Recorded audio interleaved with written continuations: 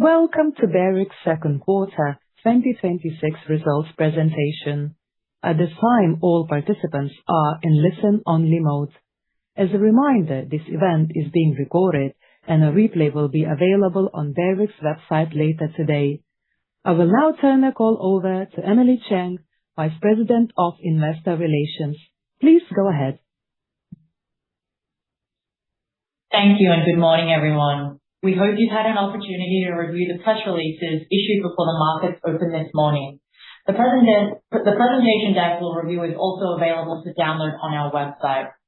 Presenting our results today are Mark Hill, Barrick's President and CEO, and Helen Cai, Senior EVP and CFO. Other members of Barrick's management team will be available after our prepared remarks for Q&A. Before we begin, please note that there will be forward-looking statements. This slide includes a summary of the significant risks and factors that could affect Barrick's future performance and our ability to deliver on those forward-looking statements. This material is also available on our website. With that, I'll turn it over to Mark. Okay, thanks Emily, and good morning everyone. So for those who don't know Emily, she is our new Vice President of Investor Relations and joins us from US Steel. So before we share our full quarterly results, I want to begin with the agreement with Newmont we announced today. And actually, I want to go off script straight away to make the lawyers nervous here. So I want to clarify a few misconceptions here. So firstly, the total value of that package is approximately $4 billion. So obviously it includes the proportion of Fourmile, but it also includes contribution of Newmont's Properties Mike and Fibre Line, which had, I think it's around 6.4 million ounces as well. It is also the cost of resolving historical disputes and litigation between the joint venture partners. And it also reduces the friction costs of the planned IPO, which will unlock even greater value for the shareholders beyond the cash proceeds from the transaction. And as we've said, they will be largely returned to the shareholders. So moving on, we've reached this agreement after 4 months of negotiations, so it now enables us to focus on delivering value through safely and consistently producing ounces. And our interests now are completely aligned as joint venture partners, which is critical. And I did want to actually thank our counterparts at Newmont, Natasha and her team, and of course everyone on the Barrick team, for the enormous amount of effort and work that's gone into this over the last 4 months to reach this agreement. So before I get into the results, there's also a couple of other things I would like to highlight, which I think are the key strengths that have come out with Barrick over the last 9 months. So first, our leadership team. So over the last 10 months, we've improved the operational performance across the entire business. And that's thanks to the strength of our operating site teams, right? So it's our GMs and everyone right down through to the mining front. So we've also strengthened our relationship with Newmont, as we just said, positioning us well to grow and develop NGM further, which is also critical.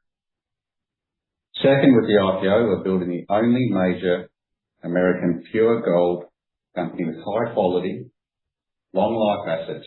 So this is exactly what investors, including some of the world's fastest growing source of capital, are looking for. And third, outside of North America, the rest of the world portfolio, which has a significant growth profile, also has a distinctive advantage in our ability to work with our Chinese partners, including, as you know, our joint mine ownership and co-investment. And this enables us greater efficiency and supply chain strength, which has helped us control our costs, and partnerships that improve outcomes and reduce our risk. So with this context, let me turn to our results for the quarter. As I said, we've had our third quarter in a row with excellent operating and financial results. We delivered on all 4 of our priorities for the year, the same priorities outlined at the start of the year. We continue to improve our safety performance. I'll get to that a bit later, but there's obviously still more work to be done there. We delivered our gold production above guidance and met our cost guidance. We advanced our growth projects, Fourmile, Lumwana, and the PV expansion, which remain on time and on budget. Not often you hear that in the mining industry. We continue to review Reko Diq and commence the flow-down of development on the 1st of July, as previously disclosed. And our delivering on production and meeting our cost guidance also allowed us to deliver strong financial results, which Alan will discuss a bit later. And finally, we achieved major milestones in the preparation of the IPO of our North American gold asset, which is on track to be completed by the end of the year. So let me move to safety, which is still our number one priority, and our goal is that everyone obviously goes home safe and healthy every day. So we saw a reduction quarter on quarter in our frequency rate. We've been that from 0.92 to 0.77. But disappointingly, we still had 6 LTIs. So there's still a lot of work to do. It's completely unacceptable, and we need to focus on our safety until we get to our target zero harm. So all of our leaders, all the way up to the executive committee, including myself, are spending more time in the field and at the mine site. They're doing more critical control verifications and fixing more risks on the spot. On top of that, we've also invested over 90 million this year in technology to improve safety. So this includes obviously our automation of mining equipment, right down to vehicle dash cams, safety reporting software, and AI analytics.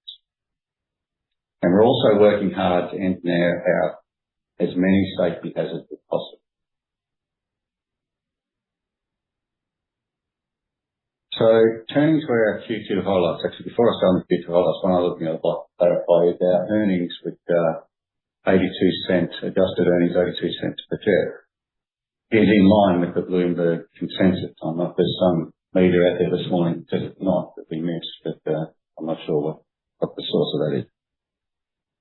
Barrick produced 796,000 ounces of gold in the quarter, which was 3% above guidance and 11% over Q1. The main drivers of that were we progressed the ramp-up of Luke and Cobber ahead of schedule. PV ramped up faster than expected after the maintenance shutdown in Q1. And we mined record tonnes underground at Cortez and continued the ramp-up at Goldrush. On the copper side, we produced 56,000 tonnes. We managed costs well, and our gold costs, as I said, were within guidance. Our earnings nearly doubled year over year, and we more than doubled quarterly shareholder return to $1.5 billion. And the strong performance for Q2 is obviously across all of our regions. So North America continued to anchor our world-class portfolio. NGM and PV both registered year-over-year revenue growth. Together, they accounted for 53% of our total attributable adjusted EBITDA at a margin of 61%. Our other regions also delivered strong gold production with meaningful attributable EBITDA at margins of 59%. Copper continued to perform well and delivered comparable margins to our gold business. So moving on to growth, as I said, our growth project advanced on schedule during the quarter. So at 4 Mile, we ramped up the drilling to 20 active rigs, and we plan to complete the PFS by the end of 2028. At Lumwana, we made good progress on the mill expansion, which will double the copper production. We expect the project's 2026 CapEx to come in at the lower end of guidance, and the project remains on budget. We're on track to produce our first copper from the expansion by the end of Q1 in 2028. The PV expansion also advanced on schedule. We've made progress on permitting and construction across the tailings facility, haul roads, and water treatment plant. And we're also very pleased to report that we now have 90% of resettlement packages being accepted. We continue to review Reko Diq, as previously disclosed, and we've decided we won't start building the plant this year. So we've reduced our expected 2026 attributable CapEx. It was $600 to $700 million and is now $450 to $500 million. So the lower spend on the mine and Reko Diq has reduced group guidance for 2026 total attributable CapEx to 3.8 to 4.2 billion. So back to the IPO of our North American assets. So as I said, this entity will be a high-quality, pure gold-based company, which assets are located exclusively in low-risk jurisdictions. And what I'm pleased to share is that the board has selected me to lead the new company as a CEO on launch. We've completed all operating and separation agreements between Barrick and the new company, and we remain on track to complete the IPO by the end of the year. and we expect the vast majority of net proceeds raised to be returned to shareholders. I know several people have asked me in the past. So I'll now turn it over to Helen Cai, our CFO, who will review our financial performance. Thank you, Mark, and good morning, everyone. Q2 marked the third consecutive quarter of strong production, cost performance, and financial results. Net earnings were $1.2 billion, a 50% increase year-over-year. Adjusted net earnings was $1.36 billion, which equates to adjusted EPS of 82 cents, in line with Bloomberg consensus. Attributable adjusted EBITDA of $2.5 billion was up 51% year-over-year, with a 59% margin. On a cash flow basis, the second quarter is typically our lowest each year for free cash flow due to the timing of our annual tax and interest payments. This quarter, we also incurred a one-time $400 million payment related to Lulo Concall. Combined, this led to a 33% decline in year-over-year attributable free cash flow. Excluding this, attributable free cash flow for the quarter would have been over 60% higher year-over-year. Year to date, attributable free cash flow has been $1.4 billion, more than double the same period last year. Turning to the operations, gold production increased 11% quarter-over-quarter and exceeded guidance. We continue to operate within our cost guidance, reflecting an acute focus on operational efficiencies to offset fuel price pressures. We closed Q2 with a healthy $1.2 billion of net cash on the balance sheet, giving us flexibility to continue investing in our highest return opportunities and returning capital to shareholders. Turning to our capital allocation framework, we have three priorities. First, managing the balance sheet with discipline. Second, investing in our assets to drive earnings accretive growth. And third, returning capital to shareholders. Our framework is designed to be sustainable through the cycle. On the balance sheet, we ended the quarter with meaningful access to liquidity, an undrawn $3 billion revolving credit facility, and no meaningful debt due until 2033. Turning to our portfolio, Lumwana and Fourmile are two clear examples where we are strategically deploying capital into organic opportunities that we believe will generate superior returns. More broadly, we intend to identify similar earnings accretive opportunities to strengthen our growth profile while remaining disciplined in how and when we deploy capital. This is not about growth for the sake of it. It is about creating value over time with a suite of assets that has extraordinary growth potential. And finally, we are executing against our capital returns policy. Our dividend policy provides for a quarterly base dividend of 17.5 cents per share, with an additional performance top-up at year-end to target a total payout of 50% of attributable free cash flow. We also completed $1.2 billion of share repurchases this quarter, of the $3 billion authorization that was announced last quarter. In the 3 quarters since new leadership began in October 2025, Barrick has returned $3 billion in dividends and buybacks to shareholders, more than double the prior corresponding period. We expect the careful execution of our capital allocation strategy to drive further shareholder returns. In summary, our capital allocation framework is disciplined, flexible, and designed to work throughout the cycle. It supports reinvestment in the business, advances growth, protects the balance sheet, and creates a clear pathway for returning excess cash to shareholders. With that, I will turn the call back over to Mark. Okay. Thank you, Helen. So just on guidance, so our 2026 production and cost guidance remain unchanged. So for the third quarter, we expect gold production to be higher than Q2, consistent with that plan, and we expect even higher production in the fourth quarter. Copper production should also increase in the second half of the year relative to the first half. So to say it again, since October 2025, we have consistently delivered against our strategic priorities and set a new standard of operational performance. And again, I'd like to congratulate our GMs and our people on the site. We continue to focus on controlling costs, capital intensity, and productivity, and based on what we see today, we remain confident in our ability to deliver on our full-year commitment for 2026.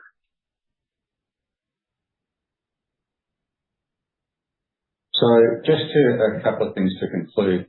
So obviously, again, I'm going to finish with the most important thing, which is safety. And as I said, even though we've seen significant improvements, everyone is still focused on making sure every employee goes home safe every day. We've improved our operational consistency, which is what I said, and we've delivered on our guidance again. And as I said before, we've delivered on all our projects. They're on time and on budget. And I'll say again, I'm not sure how many times we do that anymore. And we have advanced our North American IPO on schedule as well. So we're basically on track to execute against all the 4 priorities that we set at the start of the year. And so again, I want to say, and of course, we've transformed this relationship with Newmont, which allows us to get full value and expand NGM. So with that, I'll hand it back to the moderator for Q&A. Thank you. Thank you. For the Q&A session, we'll use the raise hand feature in Zoom. If you'd like to ask a question, click on the raise hand button at the bottom of your screen. Once prompted, please unmute yourself and go ahead. We'll now pause for a moment to assemble the queue.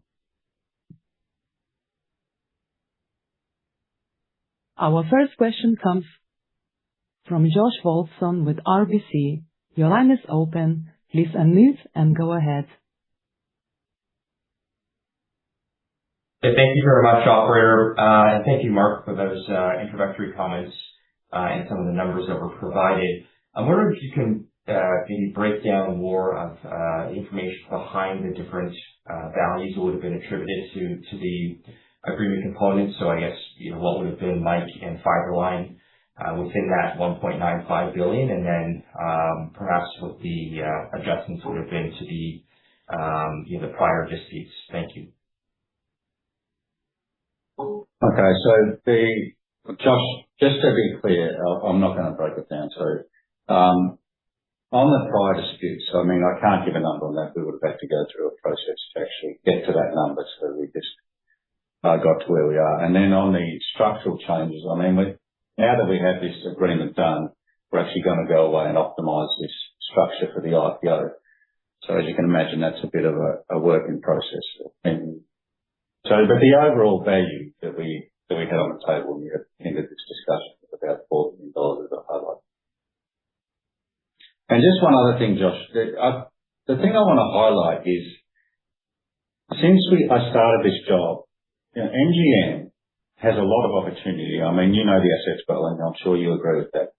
There's been no increase in processing capacity there for years. I mean, we're dealing with 25-year-old infrastructure.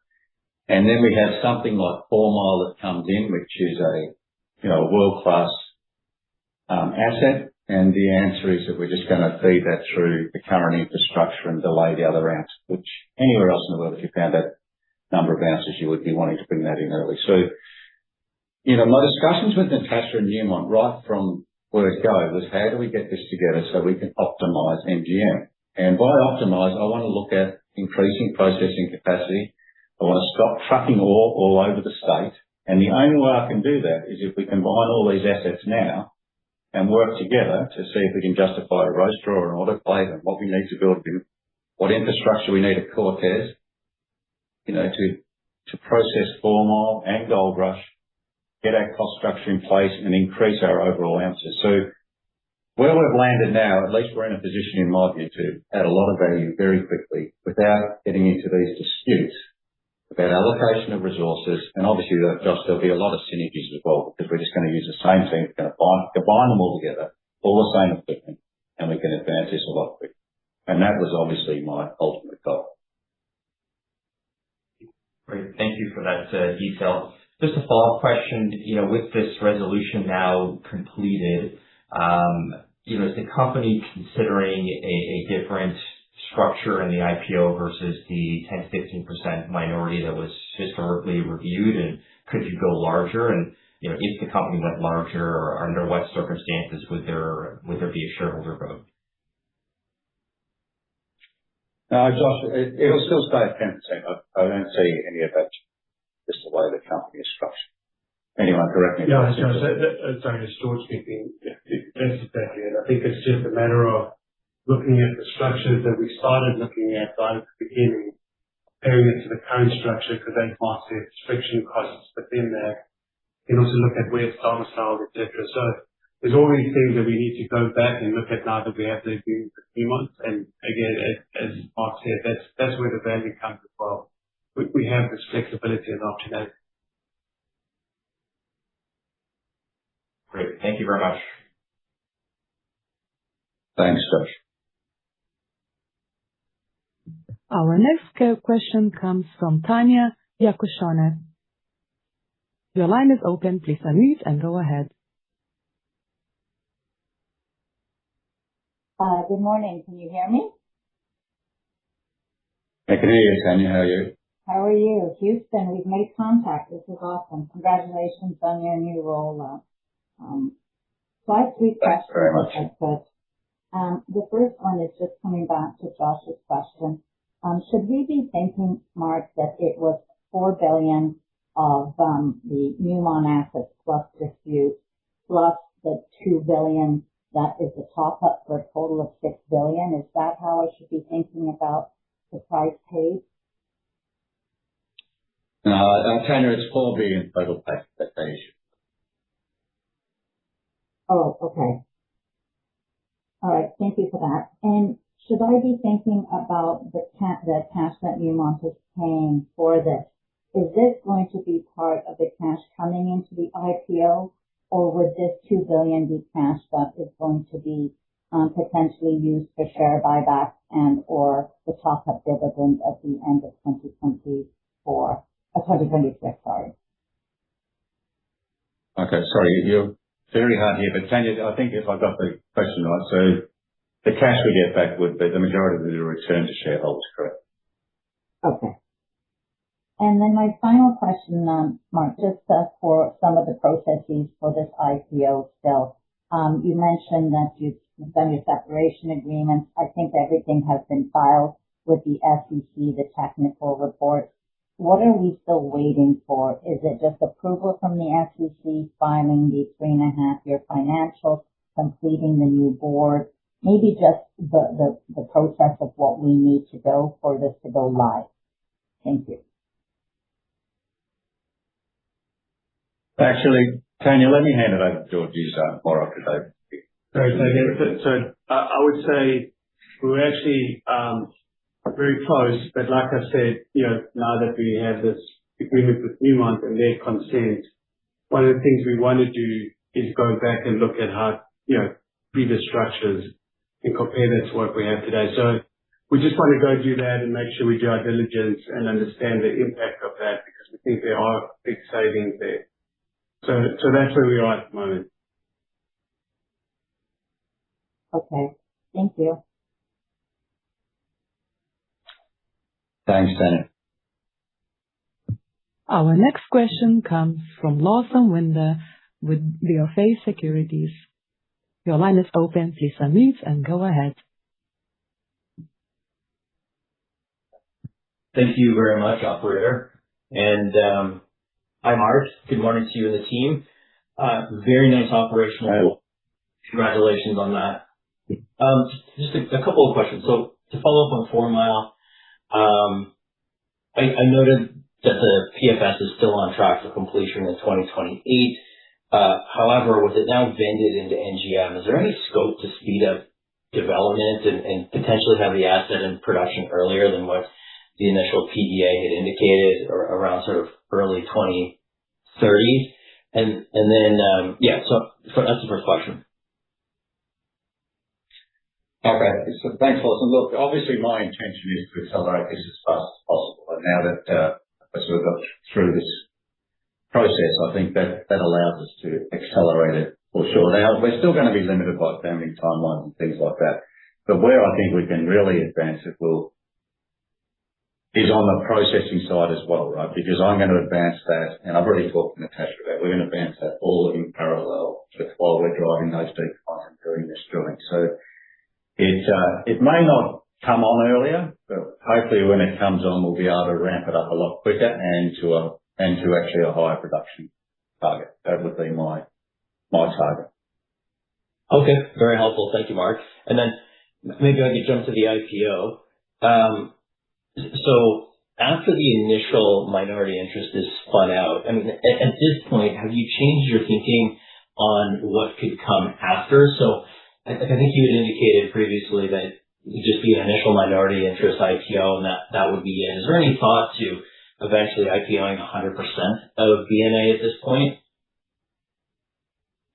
No, so Lawson, not at this point. I think, we're still on track to do the 10% and just show the value and highlight the value of a dedicated management team. And just by the way, we've already pretty much split the management team and, hopefully you've noticed the change in, production and safety and things like that with just having that dedicated focus. So anyway, to answer your question, no, there's no updated. We're going to go past 10%. Okay, very helpful. And then in terms of the process, will there be a marketing process that will kick off in the relatively near future? There will be, but I don't know what the date is, George. Well, again, we just have to go back and look at that, but also absolutely there will be a marketing process. Okay, great. Thank you very much for taking the questions. Thanks, Lawson. Our next question comes from Anita Soni with CIBC. Your line is open. Please unmute and go ahead. Hi, good morning, and Mark, congratulations on your new role and on improving operations at NGM. My first question was with respect to the capital that you were talking about. I think you just talked about sort of declining infrastructure, and I'm just wondering what the capital would look like for a new roaster or a facility of that sort, and then what can we also expect in terms of NGM capital going forward? Okay, that's a good question, Anita. So on the roaster, I want to re-optimize the whole process flow. I mean, you've been there several times, so you've seen what it's like. So the roaster, we've actually got Hash looking at it permanently now. I would have said it's $2.5 billion. I don't really know, but it'd be around that number. But that will offset a lot of things as you'll be trucking stuff all over the countryside as well, and it would reduce some other infrastructure requirements. And then as far as other capital, and Bess will help me out, there's nothing else. What else is material that's coming up in NGM? It's really it's obviously our development of Fourmile as we guided the market. Yeah. And the conceptual PA is in the range of $1.5 to $1.7 billion that we'll be spending over the next few years on Fourmile. And apart from that, that's really the items that we've got in our capital portfolio. We are planning this year to pull some capital forward for the expenditure that we have on replacing our truck fleets at Purple Switch, and actually a key project for us is also got autonomous hauling that we have at Carlin. Depends on the success with those projects, but we still also expect to land our capital in line with what we guided previously, at least for North America. So those are the key points. Thanks, Chris. Does that answer, Anita? Yeah, that's a good answer. I think I also wanted to ask about the 4 Mile PEA. I understand you are moving forward with the PFS with a different type of structure, I guess, in terms of what you're looking for infrastructure. But would this PEA, should that not have been filed 45 days after you announced the PEA? And I would venture to say that that's probably part of the reason why you're seeing your share price move, because we don't really have a barometer right now outside of a slide deck that'll give you bare essentials in terms of how to model this. And so you're seeing wide degrees of variance in terms of what people are modeling for 4 Mile. So would you be able to file the PEA that was put out last year, so at least we have something to go with while this PFS comes out? That's Anita, it's a fair question. Do you reckon that's why our share price is down 7%? Well, I mean, if everyone's debating whether or not there's, what the $2 billion is, and people are backing out something lower, which is something that you said on the call, then it's because they're not certain of what the 4 Mile value is. Yeah, okay. I haven't got a good answer to that. So, I mean, when we issued the PEA, it was conceptual in nature and, still have good technical. Okay. But Anita, you're saying you haven't got enough information, basically. Yeah. So I mean, yeah, it's there were a lot of things that are unknown in terms of mining methodology, unit costs, right? There was we didn't know about this NPI, right? That was one major thing that was embedded in there, but nobody knew about. So anyway, I'll leave it there.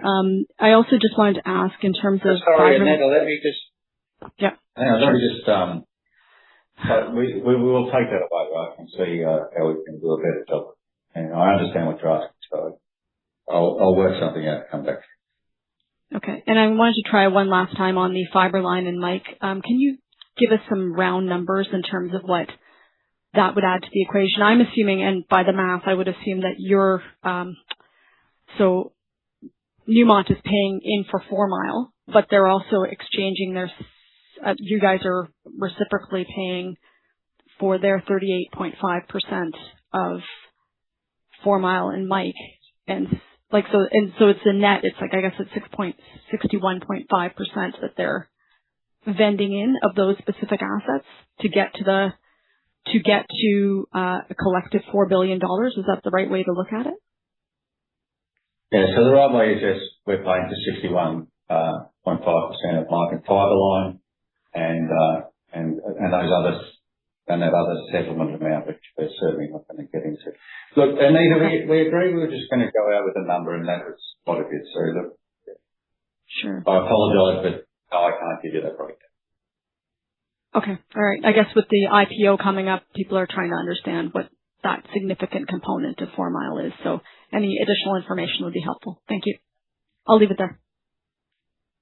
Thanks, Anita. Appreciate it. Our next question comes from Daniel Major with UBS. Your line is open. Please unmute and go ahead. Hi, team, and thanks for the questions. Sorry, just a clarification on the $4 billion, just to be clear. Is that the combined transaction value of 61.5% of Fiberline and Mike and 38.5% of 4 Mile, or is it just the 4 Mile component? Sorry if that's already been stated. Sorry, so when you net everything together, and anyone jump in here if I get this wrong, right? So to get to the $4 billion number, it is the value of 4 Mile, the 38%. Then you have to net off the value of 61.5% of Fiberline and Mike. There is some money in there for to settle some legacy disputes, for want of another word, right? As well. And then if you want to understand the full value, there's obviously some benefit to Barrick by getting that consent and reducing the friction costs on the IPO. Okay. I'm probably making it very complicated, Daniel, but No, that's okay. Just being clear. Okay, that's fine. And then, I mean, you've alluded to some of this already, but if I look at the high-level parameters of the 2025 PEA, 600 to 750,000 ounces, 1.5 to 1.7 billion of capex, and 650 to 700 all-in sustaining cost. You suggested there's 2.5 billion more capex, maybe on downstream processing and maybe some upside to the production. Would it still be fair to assume that the all-in sustaining cost would be comparable to the 650 to 700? Yeah, I would say it's comparable, and hopefully depending where we locate that roaster, you could actually see, if you want to say something. There is one point that we would raise, and sorry, it's Fiscal, I was speaking. The basic ranges that we put out as part of the conceptual PA were naturally based at the consensus gold prices at the time, which from memory was around about $2,500 just in excess. So if you do apply today's long-term analyst consensus prices of $3,600 an ounce, there's about $100 sensitivity for every $1,000 if the gold price moves. So the right way would be to look at it is to say the range that we put out previously plus $100 to take into account the fact that the gold price has moved by $1,000 since. Okay. Daniel, just to go back though, just to the engineering side of it, obviously the idea is that we increase the overall production capacity in Nevada or reduce trucking. So yes, there'll be more capital, but it will increase the production profile and lower the cost. That would be the target. Okay. And sorry, the line wasn't totally clear. So yes, so at 3,600, you'd add $100 to the 650 to 700. Was that what you alluded to? Just to be clear. That is correct. Yes. And that incorporates the tech NPI sensitivity in there. Correct. Includes all royalties, including the tech. Okay, that's good. And then, sorry, just final question on this. In terms of the, if we're looking at the valuation of the standalone project or relative to what's implied in the $4 billion and the various elements, is there any, or can you provide some more detail on whether Newmont benefited from any assumptions around their 38.5% share of the infrastructure in that calculation that was imputed in the value of today's transaction? I'm not sure I understand that question, Daniel. What do you... There's a net off against displacing the other material from the process plants. How is that adjustment made? Yeah, so it's taken into account by the two technical teams.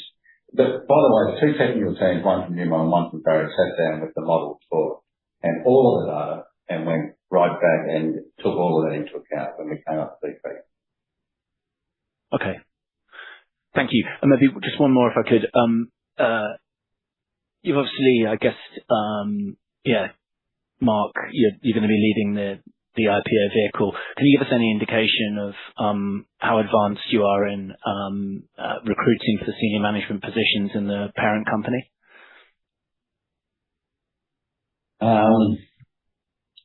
Look, so we're advancing that discussion, right? And for the next lead of Barrick, and we'll be updating you, I would say, shortly. Is the right term. We'll update the market shortly. It's an advanced process, Daniel. Okay. Thanks very much for the questions. Thanks, Daniel.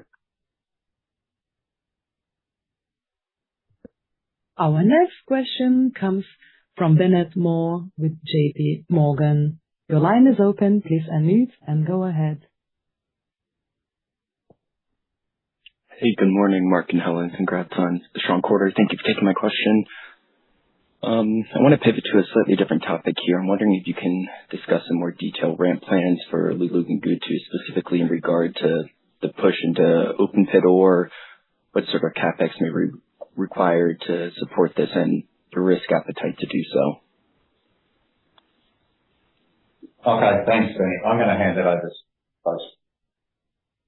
So I think the best way to explain Loulo-Gounkoto at the moment is, as we've said, we've ramped it up quite successfully. So what it has become is it's become self-sustaining. And so therefore any capital and growth at the moment that we are funding is self-sustained funding. And so our expected growth for next year would start coming from the Barboto pushbacks and the open pits on probably early or middle of the second quarter. So that's, I think, most I can say at the moment. We are still looking at optimizing those plans. But certainly we would be starting to move into the open pits in the first half of next year. Thanks, sir. All right. Thanks for that context. And then maybe on the production cadence overall, I know you gave some commentary, Mark, on the back half for both gold and copper, but NGM and PV tracking towards the high end, LG tracking ahead. So what level of conservatism do you feel is kind of baked in at this stage? Well, I don't think it's conservative necessarily, but look, we're going to hit our guidance. So I said, just I suppose to put something else on the table, we've had Veladero down for, I think it's 2 weeks now, but we had as a weather event where we had to evacuate everyone. I'm sure you probably saw it on social media and things out of Chile and in Argentina. So that has hit us, and Porgera has been down for the opposite reason, because Wiley Creek Dam dried up and we had to shut the whole plant down. So while I'm still confident we're hitting guidance, and you're right, NGM's in a good place and so is PV, we have had some other issues throughout the portfolio. And both of them are actually, Mother Nature events, are not actually operational problems. But so I still think, the guidance is fine, but it's certainly not conservative. Understood. And then real quick, just wondering how turnover trended at NGM during the quarter, if you're still in the mid-teens range. Who's got that number? It was 14%. Someone else brought this up. Does anyone know the answer to that? I'll have to get back to you on that, Bennett. It's a good question, and it's something we are actually focused on is, making Barrick, and especially NGM, the employer of choice, right? It's not that long ago that everyone wanted the job at Barrick. So we are working on that, and as I said, the culture at NGM, despite what might have been in some articles, has, in my opinion, turned around completely, right? And you can tell that just by the performance that I said, their production performance, their safety performance, just when you go to the attitude of the workforce is certainly better than it was. But I'll get you the actual number if you can note that down, but we'll come back to you. Understood. Thank you. Best of luck. Thanks, Ben.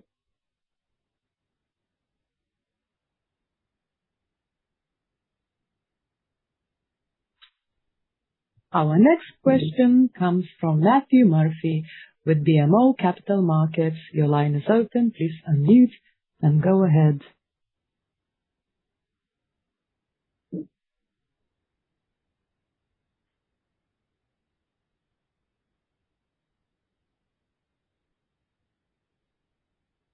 Matthew, I can't hear you if you're just talking.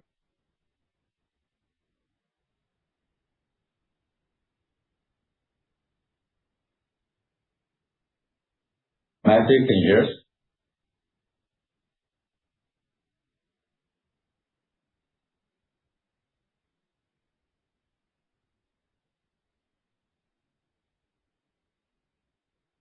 Okay.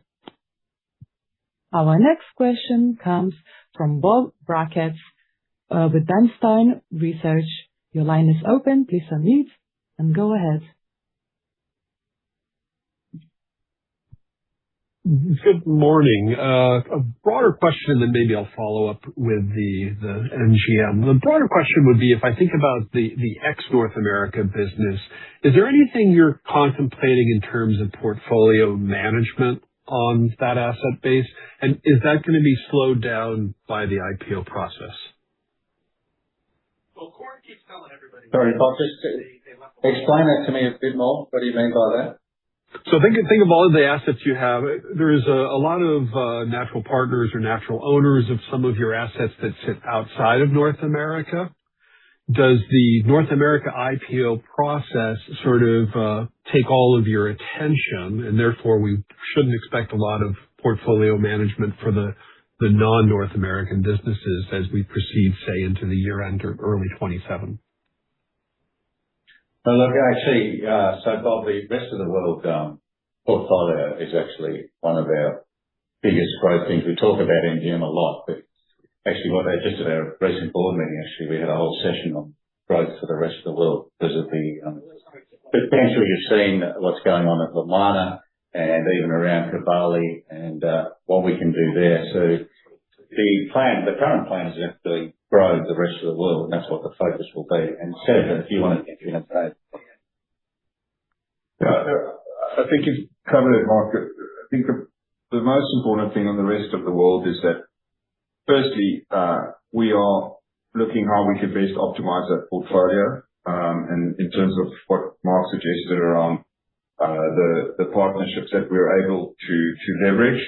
And also we have a real embedded growth profile, especially brownfields growth around most of our operations. So we have already embedded infrastructure and of course that's probably the lowest cost ounces you're going to add into your production profile. And then, as you said, we've got the Moana expansion on the copper side. But Bob, I'm not sure how familiar you are with those assets, but there is a lot of potential around those current assets, which we're trying to crystallize and put into a proper plan. Very clear. A quick follow-up. On the agreement with Newmont, are there any contingent payments involved at all, say, for hitting exploration upside, or can we consider it pretty much done, independent of future exploration success? No, it's done, Bob. Okay, very clear. Thank you. Thanks.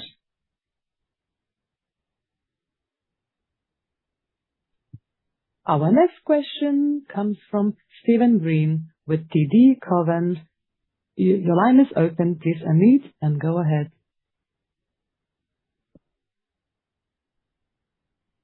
Yeah, thanks, Mark, for taking my question. I just wanted to follow up a little bit on how you intend to optimize NGM and potentially accelerate 4 Mile. I think Lawson and Anita asked most of my questions, but maybe you could just talk a little bit about permitting requirements and what will be required there. Okay. Thanks, Stephen. So look, on the permitting, obviously we want to get the permit for the Bullenhulu decline started first. And after that, when I look at this, which again is why it's critical that we got this joint venture sorted out, I have to understand what we can do as far as processing before I can even start the permitting. So I'm trying to accelerate that for that very reason. It's probably not a bad time to get permits in Nevada as well. So I can't give you a clear answer on the timing on the permits and that sort of thing. But now that we've got this agreement in place, we are going to sit down and completely optimize Nevada and that ore flow. And I know Newmont is supportive also of increasing processing capacity. And Stephen, we always get into the same discussion. We're going to have to thrash out, which is autoclave versus roaster and where it should be positioned. And I just haven't got a clear answer on that, but that's what we'll be accelerating starting tomorrow. Okay, thanks. And just follow up again on Fiberline and Mike. I believe you said there were roughly 6.4 million ounces in those properties. Is that correct? Are those inferred ounces? Actually, anyone know what the breakdown of the 6.4 is? I was just going through the presentation before this. I'll get back to you on that, Stephen. Okay, thanks. And where roughly are those properties and kind of how far advanced are they? So Fiberline is close to the infrastructure at Turquoise Ridge, and I think that is at a reasonable status. It's an open pit, so it would be a matter of a satellite deposit. And Mike, at this stage, I haven't put a lot of value towards that, mainly Fiberline. Okay, great. Thank you very much. Thanks, Stephen. Our next question comes from Martin Pradier with Veritas Investment Research. Your line is open. Please unmute and go ahead. Hi, thank you for taking my question. I wonder if you have given any thought about floating 10% of the ex-North America as well. Floating 10%. Floating 10% well, of, no. Like you basically now you're going to have like almost two companies, like the North America and everything else, right? The rest of the world. Could you down the line float 10% of the non-North America the same way you're doing now the IPO for the North American side? Okay. No, Martin, I've got to be honest, we have not had that discussion. It's never come up, so it's certainly not on the table at the moment. Okay. And the second question I have is, in other expenses, there was this $200 million for Loulo-Gounkoto, because you're applying, if I understand correctly, the 2023 law retroactively. Was that part of the original agreement? And if it was, why it was not included in the previous quarter? Or is this a new development? Okay, let me look, this is a bit of a fluid situation, as you probably imagine. But let me hand it over to Helen to explain it. Hi. Thank you for the question. The nature of the spending is additional royalties, penalties, and associated interest based on the retrospective application of the 2023 mining code, specifically for the year of 2024 and 2025.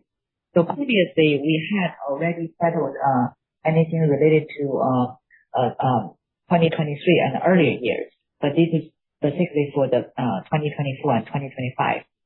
In terms of the amount paid, we paid cash $400 million in April, and also we had a further payment demand of $48 million that was received in July. I hope that answers your question. No, I'm just curious why it was not included in the previous quarters. Like it was part of the original agreement, it wouldn't have been provision or something? Yeah, maybe you can answer that. I think, maybe to simplify, the original agreement only covered up to 2023. We continued applying our conventions through that period where we were negotiating and in dispute.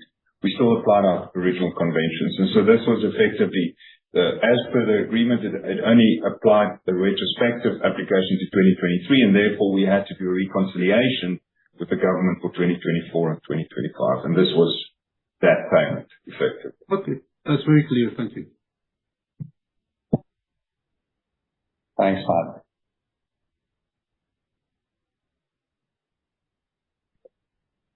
Our last question comes from Lawson Winder from BofA Securities. Your line is open. Please unmute and go ahead.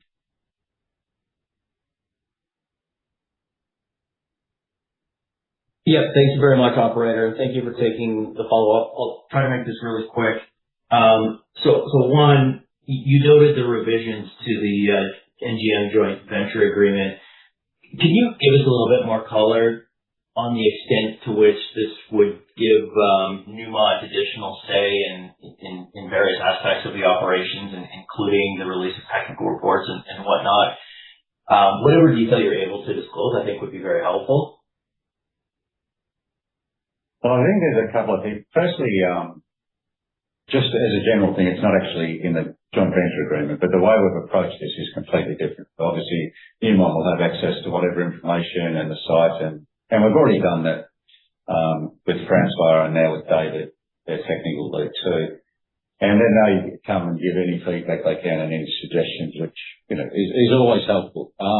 As far as actual rights go, the main one is around that they do have a right to, and Joe, correct me if I get the language wrong, but when we appoint the general manager of NGM, we have to get their consent to who that is, which I don't have an issue with that at all. So I think it's fair enough. And then the other part was, which we agreed, which I also think would be quite helpful now that we've reset this relationship and actually we want to advance this as quickly as possible, is that we'll likely embed in our executive team at NGM a Newmont employee, which I think will help. It'll go a long way just with the transfer of information and things like that, and they will feel more comfortable with what's going on. So at a high level, that's what we agreed. There was some other things around excluded property committees and other things like that, but really that's been taken care of with the fact we've brought 4 Mile and Pipeline and those things into the joint venture.